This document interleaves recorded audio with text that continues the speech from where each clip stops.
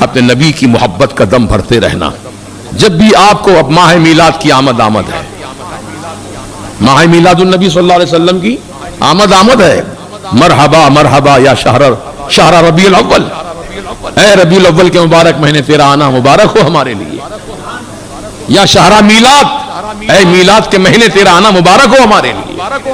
کیوں نہ ہو میاں، وہ نبی کی آمد جس مہینے میں ہوئی، جس تاریخ میں ہوئی، جس دن ہوئی، وہ یقیناً سارے عالم کے لیے بہت بڑی عید ہے.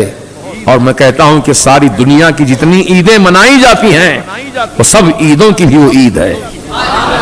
اس لیے میرے اعلیٰ حضرت فرماتے ہیں حشر تک ڈالیں گے ہم پیدائش مولا کی دھوم، حشر تک ڈالیں گے ہم پیدائش مولا کی دھوم، مثل فارس نجد کے قلعے گراتے جائیں گے.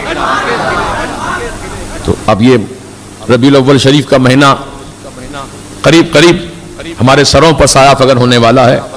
تو اس ماہ میلاد کی آمد کے موقع پر اپنے اپنے محلوں میں، اپنے اپنے گھروں میں خصوصی اہتمام کیجئے. روزانہ درود شریف کی محفل منعقد کیجئے.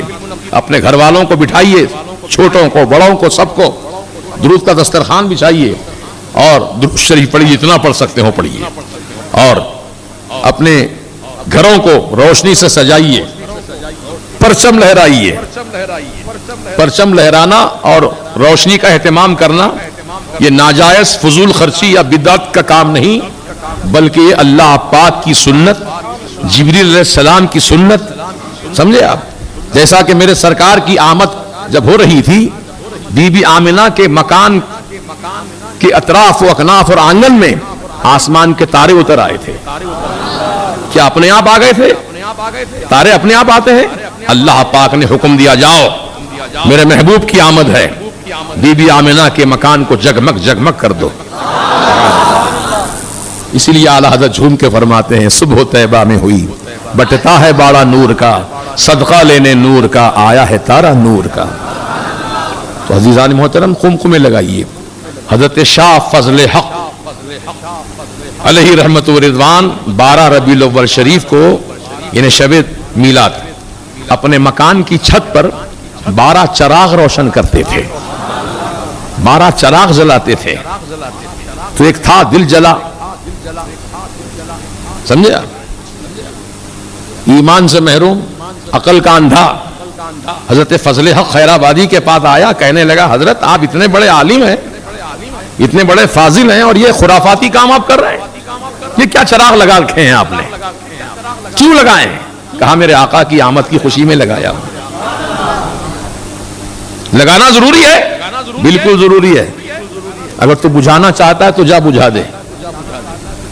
وہ گیا عقل کا اندھا سڑا ہوا، جا کر ایک چراغ کو پھونک مارا، چراغ بجھ گیا.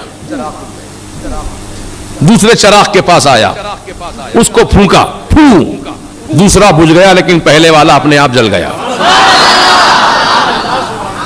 تیسرے کو بجھایا، تیسرا بجھ گیا لیکن دوسرا جل اٹھا. اس طریقے سے پھو کرتے کرتے فجر ہو گئی، فجر کا وقت آ گیا. پھو کر رہا ہے، پھو کر رہا ہے. ایک چراغ بجھتا ہے، دوسرا چراغ خود بخود جل اٹھتا ہے.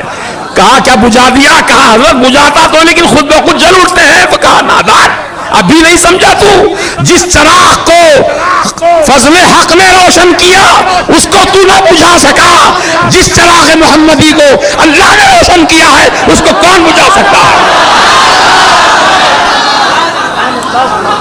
خاک ہو جائیں عدو جل کے مگر ہم تو رضا، دم میں جب تک دم ہے ذکر ان کا سناتے جائیں گے.